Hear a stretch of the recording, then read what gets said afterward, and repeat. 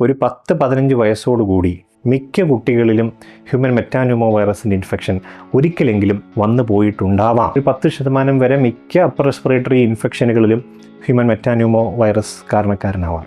അപ്പോൾ ഇങ്ങനെയുള്ളൊരു വൈറസ് നാളെ കോവിഡ് പോലെ ഒരു വലിയ മഹാമാരിയായി മാറുമോ?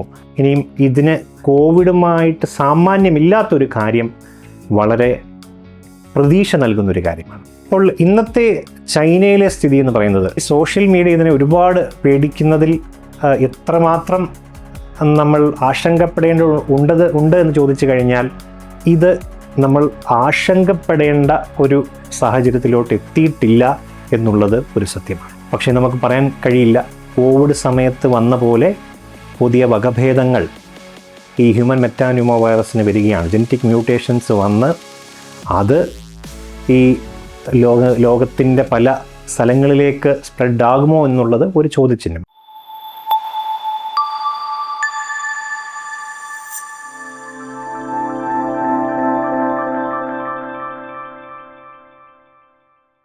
ലോകമാധ്യമങ്ങളുടെയും സോഷ്യൽ മീഡിയയുടെയും എല്ലാം ആകർഷണമായിരിക്കുകയാണ് ചൈന. വീണ്ടും ചൈനയിലേക്ക് എല്ലാവരും ഉറ്റുനോക്കുകയാണ്.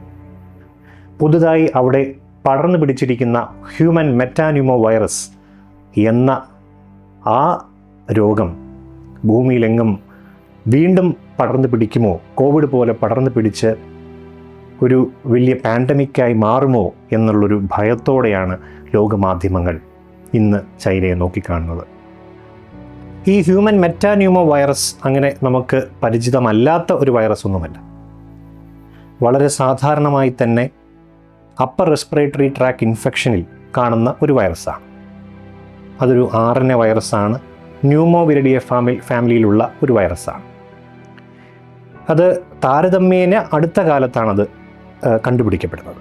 2001 നെതർലൻഡിൽ ബെർണാഡറ്റ് എന്ന് പറഞ്ഞൊരു സയൻറ്റിസ്റ്റ് അവിടെ എത്തിയ ഒരു 10-28 കുട്ടികളിൽ അടുപ്പിച്ച് ഒരേ രീതിയിലുള്ള തൊണ്ടവേദനയും മൂക്കൊലിപ്പും ചുമയും പനിയുമായി എത്തിയപ്പോൾ സാധാരണ കണ്ടുപിടിക്കപ്പെടുന്ന വൈറസുകൾ ഒന്നുമല്ല ഇതെന്ന് തിരിച്ചറിയുകയും പിന്നീട് അവർ നടത്തിയ പഠനങ്ങളിൽ ഏവിയൻ മെറ്റാന്യൂമോ വൈറസുമായി സാമ്യമുള്ള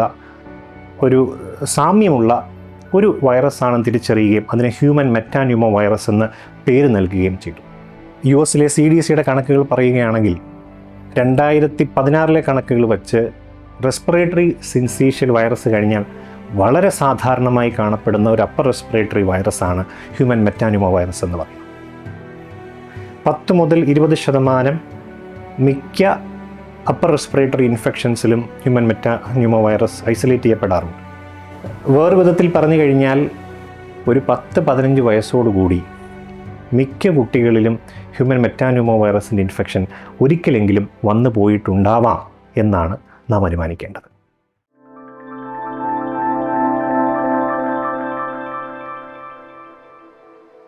എല്ലാ വൈറൽ ഇൻഫെക്ഷൻ പോലെ തന്നെ ഒരു തൊണ്ടവേദനയിൽ തുടങ്ങുക ഒരു ഫ്ലൂ ലൈക്ക് ഇൽനെസ് എന്ന് പറയും.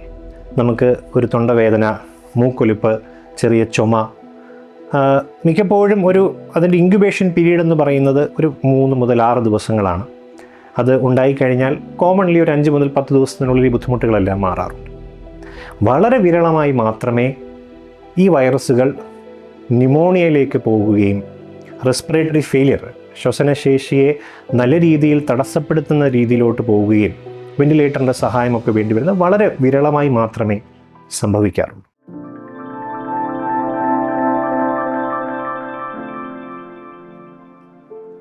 നമ്മുടെ കോവിഡ് നമ്മൾ കണ്ടുപിടിച്ചിരുന്ന പോലെ തന്നെ റിവേഴ്സ് ട്രാൻസ്ക്രിപ്റ്റേഴ്സ് PCR RT-PCR വഴി തന്നെയാണ് ഇതും നമ്മൾ കണ്ടുപിടിക്കുന്നത്. ഈ വൈറസ് എനിക്കും സുപരിചിതമാണ്. കാരണം എൻ്റെ മുന്നിൽ വരുന്ന പല ന്യൂമോണിയ രോഗികളിലും ഞങ്ങൾ മൾട്ടിപ്ലക്സ് PCR എന്ന് പറയും. അതായത് മൾട്ടിപ്പിൾ വൈറസുകളുടെയും ബാക്ടീരിയകളെയും കണ്ടുപിടിക്കാൻ വേണ്ടിയുള്ള ഒരു ടെസ്റ്റാണ്. ആ ടെസ്റ്റ് വളരെ വിരളമായി ഞങ്ങൾ അയക്കാറുണ്ട്. അതിൽ വല്ലപ്പോഴുമെങ്കിലും മെറ്റാന്യൂമോ വൈറസ് കാണാറുണ്ട്. അത് കടുത്ത അസുഖത്തിലേക്ക് പോവുകയോ ന്യൂമോണിയ ബാധിച്ച് മരണപ്പെടുന്ന രീതിയിലോട്ട് പോവുകയോ ചെയ്യുന്നത് വളരെ വളരെ വിരളമാണ്.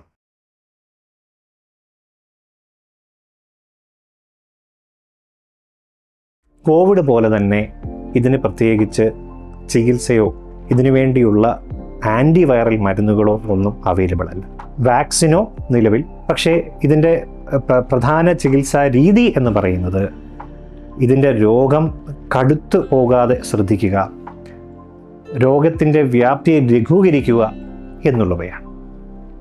തൊണ്ടവേദനയുണ്ടെങ്കിൽ, പനിയുണ്ടെങ്കിൽ, ചുമയുണ്ടെങ്കിൽ അതിനു വേണ്ടിയുള്ള സിംറ്റമാറ്റിക് മെഡിസിൻസ് നൽകുക എന്നുള്ളതാണ് അതിൻ്റെ പ്രധാന ട്രീറ്റ്മെൻറ്റ് എന്ന് പറയുന്നത്.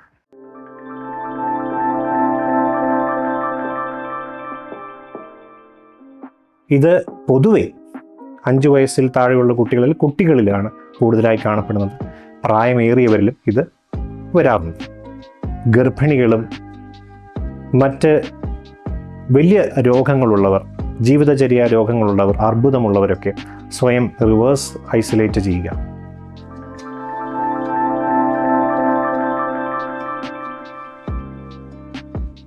കോവിഡുമായി ഒരുപാട് സമാനതകളുണ്ട്. അത് ഞാൻ ഓൾറെഡി പലപ്പോഴായി പരാമർശിച്ചു കഴിഞ്ഞു. കോവിഡ് പോലെ തന്നെ ഇത് അപ്പർ റെസ്പിറേറ്ററി സിസ്റ്റത്തെ ബാധിച്ച് പിന്നീട് ശരീരത്തിനുള്ളിലേക്ക് പ്രവേശിച്ച് പ്രശ്നങ്ങൾ ഉണ്ടാക്കാവുന്ന ഒരു വൈറസാണ്. ഇനിയും ഇതിന് കോവിഡുമായിട്ട് സാമാന്യമില്ലാത്തൊരു കാര്യം വളരെ പ്രതീക്ഷ നൽകുന്നൊരു കാര്യമാണ്. ഈ കോവിഡ് വൈറസിൻ്റെ പ്രത്യേകത, അല്ലെങ്കിൽ അന്ന് ഈ ലോകത്ത് പാൻഡമിക്കായി മാറിയ SARS-CoV-2 വേരിയൻ്റ് ആയിട്ടുള്ള COVID-19 വൈറസ് അധികവും ന്യൂമോണിയ ഡയറക്റ്റ് വരുത്തിയിരുന്നു എന്നുള്ളതാണ്. പക്ഷേ ഈ ഹ്യൂമൻ മെറ്റാന്യൂമോ വൈറസിൻ്റെ ഒരു സവിശേഷത എന്ന് പറയുന്നത് അതൊരു അപ്പർ റെസ്പിറേറ്ററി വൈറൽ ഇൽനെസ്സായി മാത്രമേ അധികം കാണാറുള്ളൂ. ന്യൂമോണിയയിലേക്ക് പോകുന്നത് വളരെ വിരളമാണ്. അത് വളരെ പ്രതീക്ഷ നൽകുന്ന ഒരു കാര്യമാണ്.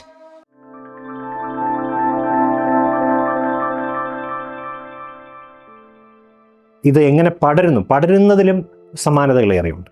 നമ്മൾ കണ്ടപോലെ തന്നെ, നമ്മൾ കോവിഡ് സമയത്ത് പറഞ്ഞ പോലെ തന്നെ സ്രവങ്ങളിലൂടെ, ചുമയ്ക്കുമ്പോഴും തുമ്മുമ്പോഴും ഒക്കെ പുറപ്പെടുവിക്കുന്ന സ്രവങ്ങളിലൂടെ നമുക്ക് പടരുന്നതാണ്.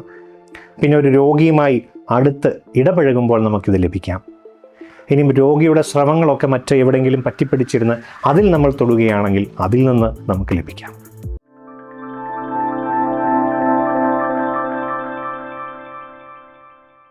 കോവിഡ് കാലത്ത് പറഞ്ഞ പോലെ തന്നെ ഇതിൻ്റെ പ്രിവെൻഷനാണ് നമ്മൾ കൂടുതൽ ശ്രദ്ധ കേന്ദ്രീകരിക്കേണ്ടത്.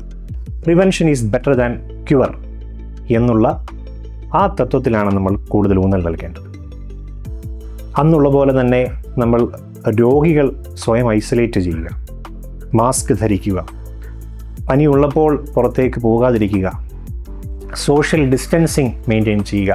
അങ്ങനെ കോവിഡ് കാലത്ത് കണ്ടപോലെ തന്നെയുള്ള കാര്യങ്ങൾ നമ്മൾ പ്രത്യേകം പ്രിവെൻറ്റീവ് മെഷേഴ്സായി നമ്മൾ ശ്രദ്ധിക്കേണ്ടതായിട്ടുണ്ട്.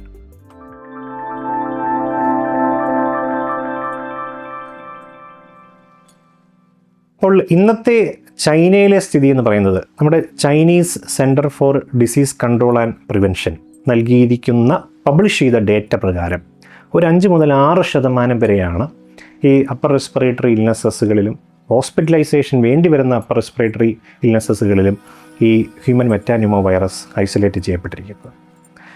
US CDCയുടെ കണക്കുകൾ പ്രകാരം ഒരു 10% വരെ മിക്ക അപ്പർ റെസ്പിറേറ്ററി ഇൻഫെക്ഷനുകളിലും ഹ്യൂമൻ മെറ്റാന്യൂമോ വൈറസ് കാരണക്കാരനാവാറുണ്ട്.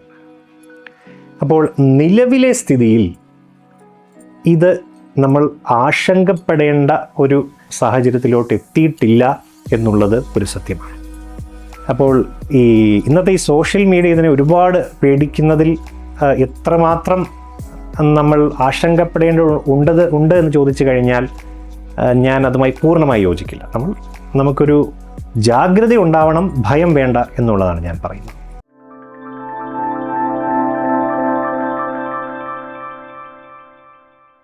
കോവിഡ് സമയത്ത് വന്ന പോലെ പുതിയ വകഭേദങ്ങൾ ഈ ഹ്യൂമൻ മെറ്റാന്യൂമോ വൈറസിന് വരികയാണ്. ജനറ്റിക് മ്യൂട്ടേഷൻസ് വന്ന് അത് ഈ ലോകത്തിൻ്റെ പല സ്ഥലങ്ങളിലേക്ക് സ്പ്രെഡ് ആകുമോ എന്നുള്ളത് ഒരു ചോദ്യചിഹ്നമാണ്. ഇപ്പോൾ തന്നെ ഹോങ്കോങ്ങിൽ ഇതെത്തി എന്നുള്ളത് നാം അറിയുന്നുണ്ട്. ഈ 2020 ജനുവരി ഫെബ്രുവരി കാലഘട്ടത്തിൽ ഞാനും അന്നും ഇതുപോലെ ചൈനയിൽ പൊട്ടിപ്പുറപ്പെട്ട കോവിഡ് വൈറസിനെ പറ്റി വായിക്കുകയുണ്ടായി.